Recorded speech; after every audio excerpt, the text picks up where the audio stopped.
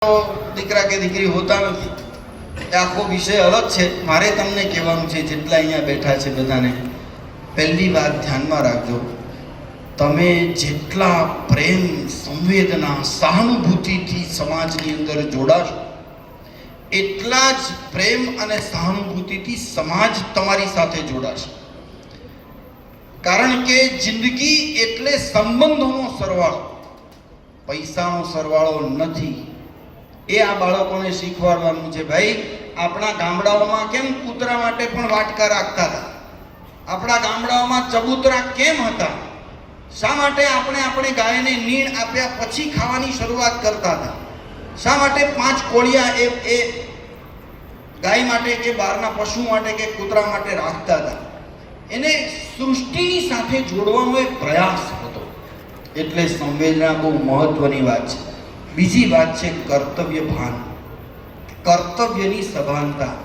અહીંયા તમે બધા બાળકો બેઠા છો, શેના માટે આવ્યા છો? ગણેશ વંદના જોવા શેના માટે? અહીંયા ડાન્સ જોવા આવ્યા શેના માટે? આ ધરતી ઉપર તમે શેના માટે? હું અહીંયા આવ્યા એટલે આ સ્કૂલની વાત કરતો જ નથી.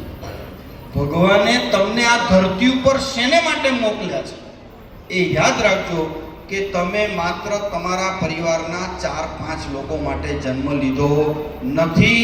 જ્યાં સુધી તમારા હાથે 4,000, 40,000, 400,000, 40,000, 4 લાખ લોકોને તમારા હાથે મદદ પહોંચતી નથી, તો તમે તમારા કર્તવ્ય ભાનથી ચૂકો છો.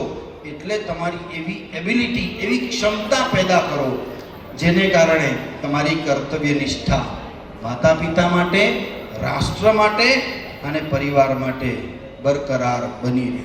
અને છેલ્લી વાત છે રાષ્ટ્રપ્રેમ.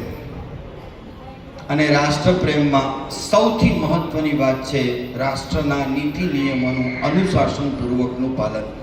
તમારે કાંઈ હાથમાં AK-47 લઈને બોર્ડર ઉપર જવાનું નથી.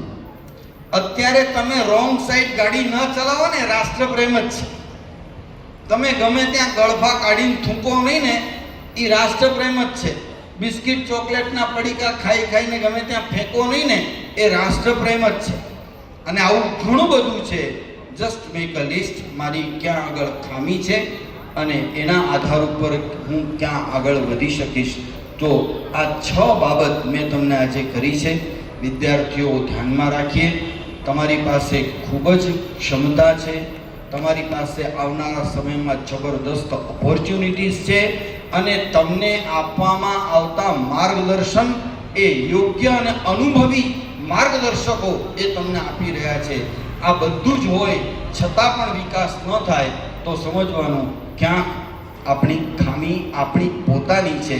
ભગવાનને પ્રાર્થના કરીએ કે સરસ્વતી નામ જ કેટલું સુંદર, માતાનું નામ.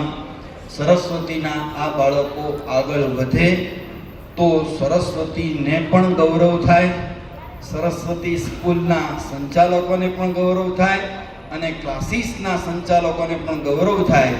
તમે જ્યાં જાઓ ને ત્યાં આગળ તમારી કિંમત એવી રીતે થવી જોઈએ કે વાહ, સરસ્વતીમાંથી તૈયાર થઈને આવેલો છે એટલે ક્યાંય પાછો પડશે નહીં.